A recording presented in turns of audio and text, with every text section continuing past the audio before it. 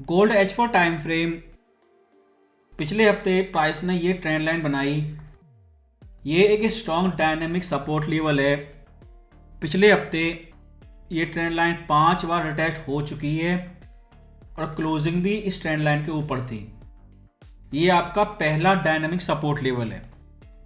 Intraday पे जब तक प्राइस इस ट्रेंड लाइन के ऊपर है बुलिश, अगर ट्रेंड लाइन ब्रेकडाउन होती है तो बेरिश होगा, लेकिन उससे पहले बुलिश।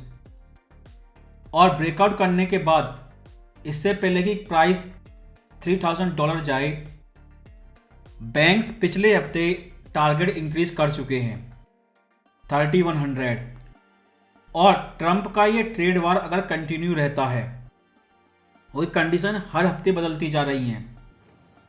पहले 3% CPI आई, ये पैनिक तो नहीं हुए और ट्रेड वार को ऑफिशियली रोका नहीं है, लेकिन इनकी टोन बदल चुकी है। अब वो ट्रेड वार से एक नए narrative Fort Knox gold audit पर शिफ्ट हो चुके हैं। पिछले हफ्ते उन्होंने कोई नया शॉकिंग चेंज नहीं किया ट्रेड वार में।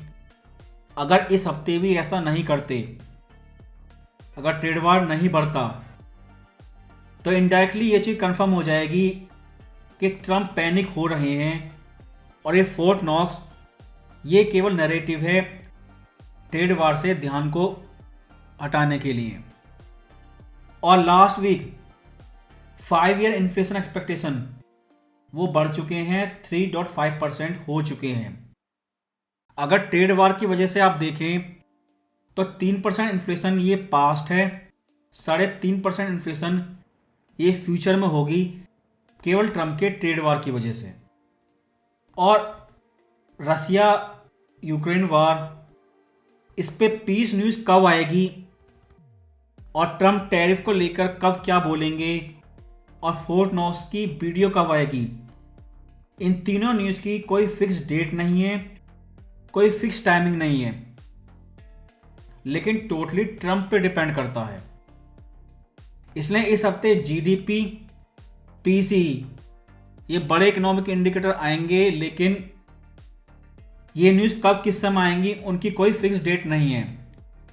लेकिन अगले 2 हफ्ते, फरवरी का लास्ट और मार्च महीने का स्टार्टिंग, कभी भी बड़ी शॉकिंग न्यूज़ आ सकती है जिससे सब कुछ बदल सकता है। ऐसा हर साल होता है, इसलिए उस न्यूज़ का इंतज़ार करें। लेकिन आपके पास चॉइस है, इस हफ्ते की PCE पर ट्रेड करेंगे जो पास्ट इन्फ्लेशन है, या 3.5 इन्फ्लेशन एक्सपेक्टेशन जो पिछले हफ्ते आए उस पर ट्रेड करेंगे, क्योंकि इन्फ्लेशन एक्सपेक्टेशन इस समय 30 ईयर के हाई पे हैं और फेड इस चीज़ को इग्नोर नहीं कर सकते। पिछले कुछ हफ्ते से US स्टॉक मार्केट साइडवे था, लेकिन फ्राइडे को इन्फ्लेशन एक्सपेक्टेशन बढ़ने की वजह से फ्राइडे के समय मार्केट फिर से क्रैश हो गया। ठीक उसी समय गोल्ड लगातार ऊपर है। ये आपकी रिसेशन ट्रेड है।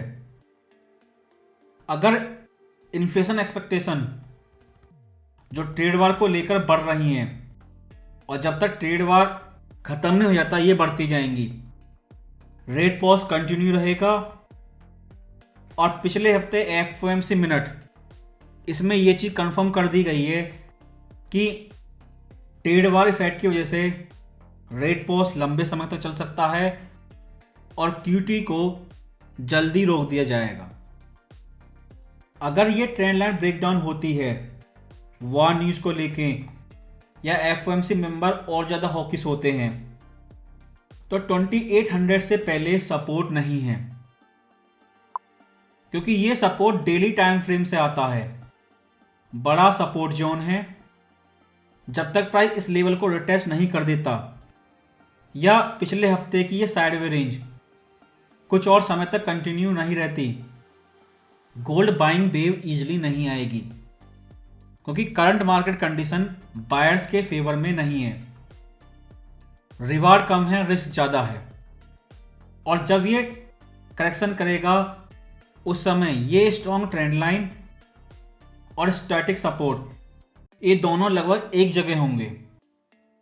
जैसा कि गोल्डमैन सैक्स बैंक ने कहा है, प्राइस 3300 तक जा सकता है, लेकिन ये चीज़ ट्रम्प के ट्रेड वार पर ही डिपेंड करती है। अगर ट्रेड वार को रोके भी नहीं, उससे मार्केट सेंटिमेंट शिफ्ट करते हैं और फोर्ट नॉक्स गोल्ड ऑडिट की वजह कोई नया नैरेटिव इस हफ्ते लेके आते हैं, तो इनडायरेक्टली ये चीज़ कंफर्म हो जाएगी कि ट्रम्प लगातार इन्फ्लेशन को लेके पैनिक होते जा रहे हैं। और पिछले हफ्ते एफओएमसी मेंबर ने ये चीज़ कह दी कि स्टैगफ्लेशन रिस्क बढ़ चुका है, जबकि इसी एफओएमसी ने लास्ट ईयर मई एफओएमसी मीटिंग में क्लियर बोला था ना स्टैग है ना फ्लेशन है। लेकिन इलेक्शन के बाद इन लोगों की टोन चेंज होती जा रही है और स्टैगफ्लेशन इन्हें नजर आने लगी। अगर ट्रेड वॉर टेम्परेरी रुका है तो गोल्ड साइडवे करेक्शन करेगा, और अगर पूरी तरह बदल चुका है तो बड़ा करेक्शन भी कर सकता है। लेकिन Russia peace news deal final news किस समय आएगी वो ट्रम्प के ऊपर है, लेकिन जब वो आएगी वो सभी चीज़ को इफेक्ट करेगी। Oil, gold price, US dollar, क्योंकि रशिया कंफर्म कर चुका है जो इनके एफएक्स रिजर्व फ्रीज हुए थे उसका क्या होगा, और यूएस ट्रेजरी, और ये सारी चीज़ें एक साथ इफेक्ट करेंगी और गोल्ड में एक बड़ा एक्शन क्रिएट करेंगी। अगर वीकली टाइम फ्रेम को देखें तो प्राइस लगातार हर हफ्ते ऊपर जा रहा है। अगस्त 2020 से ये चीज़ रिपीट नहीं हुई है, लेकिन एक दिन गोल्ड को करेक्शन करना पड़ेगा, लगातार ये ऊपर नहीं जा सकता। और सीओटी लगातार गोल्ड पोजीशन को डिक्रीज करते जा रहे हैं। अगर डिप आती है तो सीओटी बाय करने के लिए तैयार है। अगर मंथली टाइम फ्रेम को देखें, ये लास्ट वीक है, मंथली क्लोजिंग भी आएगी, लेकिन ट्रम्प न्यूज़ डिसाइड करेंगी कि क्लोजिंग $3000 के ऊपर आएगी या उसके नीचे।